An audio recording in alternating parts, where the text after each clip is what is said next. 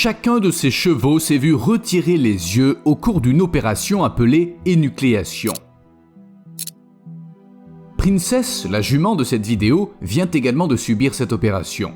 C'est assez dégoûtant, mais certains animaux doivent en passer par là. Les humains ont connaissance de certains problèmes oculaires depuis très longtemps. Dans les pyramides de Gizeh, on trouve des représentations de maladies oculaires chez les chevaux de cavalerie de l'époque, il y a 4500 ans. Perdre la vue a toujours été un problème assez courant chez les chevaux. Mais quelle en est la raison et à quel point ça peut être grave? On va tout vous dire. En général, quand on pense problème oculaire, l'homme est le premier animal qui nous vient à l'esprit. Je veux dire, on a inventé les lunettes, les opérations au laser, les collyres et tout un tas d'autres trucs. Comment des chevaux peuvent avoir des problèmes oculaires au fait? Il s'avère qu'ils en ont pas mal. Outre des maladies spécifiques que j'aborderai un peu plus tard, les yeux des chevaux souffrent le plus souvent de blessures. Oui, ça paraît bizarre parce que les yeux du cheval sont assez loin du reste du cheval. Mais ces animaux passent beaucoup de temps la tête près du sol, car c'est là que se trouve leur principale source de nourriture. Et là où il y a de la terre, il y a aussi de la poussière, des débris, ainsi que les sabots des autres chevaux qui peuvent donner des coups de pied accidentels.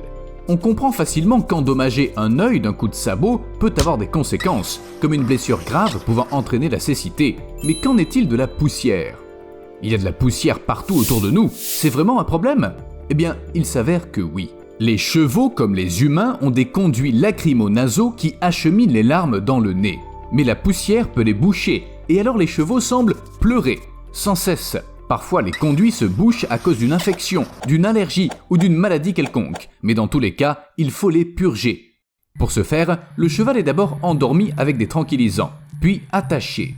Ne vous inquiétez pas, c'est indolore. Enfin, on insère des tubes dans ses naseaux pour y faire circuler une sorte de solution saline avec un colorant vert. Le colorant permet au vétérinaire de s'assurer que le rinçage a réussi. Mais ça ne suffit pas toujours, car il arrive que les conduits lacrymo-nasaux s'enflamment en raison d'une uvéite, la cause la plus fréquente de cécité chez les chevaux.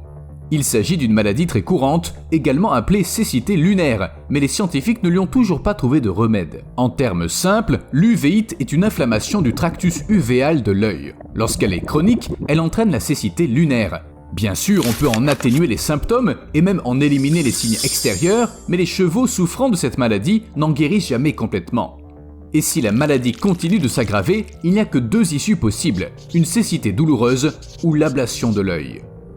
Je sais, ça a l'air terrible, mais dites-vous une chose, la cécité lunaire cause aux chevaux des douleurs qui ne peuvent pas toujours être soulagées par des médicaments. L'opération, elle, est réalisée sous anesthésie, parfois même sous anesthésie générale, afin que l'animal ne ressente rien. On commence par immobiliser le cheval et on lui donne des calmants afin qu'il ne devienne pas nerveux et qu'il ne saute pas au mauvais moment. La zone d'opération est ensuite soigneusement nettoyée et désinfectée. Ensuite, on injecte un anesthésique local, une bonne dose, et après ça, on nettoie à nouveau la zone d'opération. Puis, on a dû flouter l'image car ce n'est pas une scène pour les âmes sensibles. Avance rapide.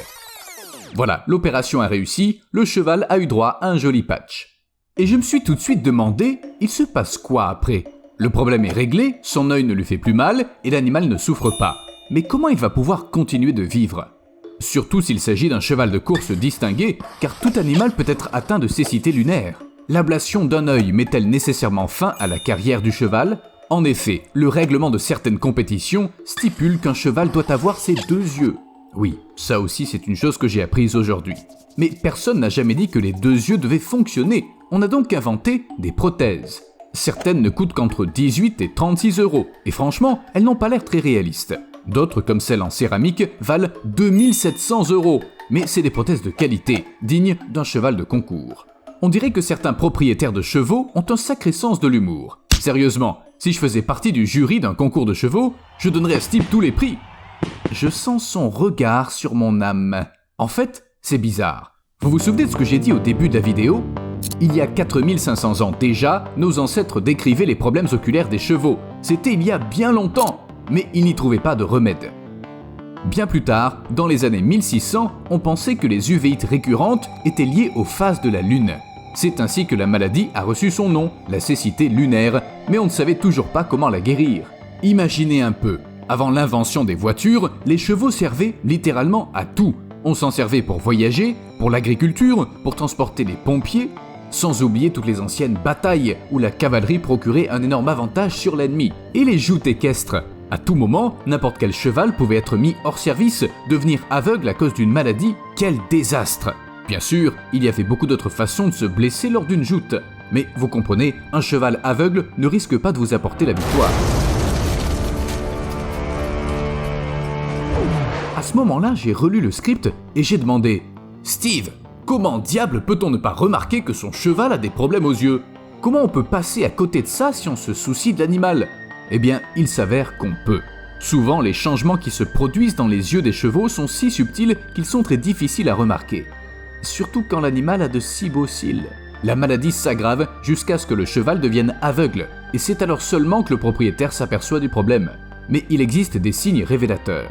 Lorsque la vue des gens se détériore, ils se mettent à loucher. Les chevaux, eux, commencent à secouer la tête, ils se montrent timides, parfois même effrayés. Sentant que ses yeux ne fonctionnent plus aussi bien qu'avant, l'animal montre des signes d'hésitation là où il agissait toujours avec assurance auparavant. Plus tard, il peut arriver que le cheval heurte des obstacles. Difficile de ne pas le remarquer.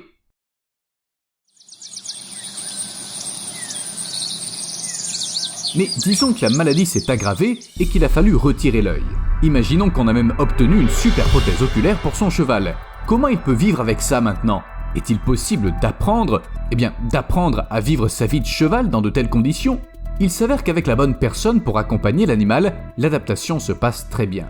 Bien sûr, il faut être patient, surtout si le cheval est timide, et gagner progressivement sa confiance. S'il s'agit d'un cheval qui fait du saut d'obstacle, il faut également l'aider à s'habituer au poteau, lui permettre de bouger librement sa tête et de voir tout ce dont il a besoin. Essayez de fermer un œil pendant une seconde. Pour regarder autour de vous, vous allez devoir tourner la tête. Il en va de même pour les chevaux. Mais il y a quand même une différence. Un cheval a un champ de vision de 215 degrés par œil. Le champ de vision total d'un être humain, c'est-à-dire la plage qu'on voit avec les deux yeux ouverts, n'est que de 180 degrés. On peut donc dire que même un cheval borgne voit mieux que vous ou moi, ou Steve. De plus, les yeux du cheval sont situés sur les côtés de sa tête, d'excellents points d'observation. Cependant, même les chevaux ont des angles morts. L'un se situe juste devant leur nez et l'autre va de l'arrière de la tête jusqu'à la croupe. Mais en termes de performance, ça les dérange pas trop. Et par « ça les dérange pas trop », je veux dire que même avec un seul œil, un cheval peut obtenir d'excellents résultats dans les concours hippiques. Certains gagnent des prix, et pas qu'un peu. Prenez cette jument qui s'appelle Daisy. Elle avait perdu un œil avant le début de sa carrière, mais ça n'a pas empêché Daisy de gagner 5 fois. Sandro Hitt, un étalon qui avait aussi perdu un œil, a même participé aux Jeux Olympiques de 2012 à Londres. Il ne s'est classé que 5e, mais combien parmi vous ont participé aux Jeux Olympiques ? Ce cheval borgne, lui, il l'a fait. Mais aucun n'était à la hauteur d'Elmer Gantry, un cheval qui a vécu dans les années 1930. Il a perdu ses 2 yeux pour cause de cécité lunaire, mais ça ne l'a pas empêché de maîtriser le saut d'obstacle. Oui, il était aveugle, mais il y arrivait quand même. En 1939, il y a même eu un film basé sur la vie d'Elmer Gantry, dans lequel Elmer jouait son propre rôle. Il semble donc que les chevaux borgnes ne s'en sortent pas si mal. Bon, je dois admettre que tous ces exemples fonctionnent uniquement parce que chaque cheval a bénéficié d'une approche individualisée. Sans aide humaine, un cheval aveugle ou même un cheval qui a perdu un œil ne fera pas long feu dans la nature. Bientôt, il ne sera plus en mesure de suivre le troupeau, il glanera moins de ressources et il paraîtra plus faible. Et si vous suivez ma chaîne depuis longtemps, vous savez que les prédateurs ne dédaignent pas les proies faibles. Même un peu malades, mais ils sont pas pointilleux. Et dans les fermes, il n'y a pas de prédateurs, on y trouve d'autres chevaux, les animaux ont suffisamment de nourriture, ils reçoivent des soins. Quand on y pense, ça ressemble à un véritable paradis pour un cheval borgne. Mais la vie réelle diffère un peu de l'image d'Épinal que l'on voit dans les Disney. Les chevaux sont des animaux grégaires avec une hiérarchie bien définie. En général, un cheval aveugle se retrouve au plus bas de l'échelle. Les autres individus sentent que le cheval en question est vulnérable et ils en profitent. Quoi ? Vous pensiez que les chevaux étaient tous mignons ? C'est pas le cas. Un cheval aveugle sera battu, tenu à distance de la nourriture et chassé du groupe. C'est pas le mode de vie le plus agréable qui soit. De plus, les chevaux aveugles souffrent davantage au sein d'un troupeau, car ils obéissent à des instincts basiques, combattre ou fuir. Mais quand on a une mauvaise vue, il n'y a qu'un choix possible, la fuite. Et essayer de fuir son adversaire en courant au sein du troupeau, c'est la garantie que le cheval aveugle va trébucher ou se cogner contre une clôture ou un arbre et se blesser encore plus sérieusement. C'est pourquoi les chevaux aveugles ou borgnes se sentent beaucoup plus à l'aise au sein d'un groupe d'animaux calmes et amicaux comme des poneys ou des chèvres. En leur compagnie, le cheval se sent beaucoup mieux Et vous savez, ça peut se comprendre. N'importe qui serait heureux avec un poney. À plus.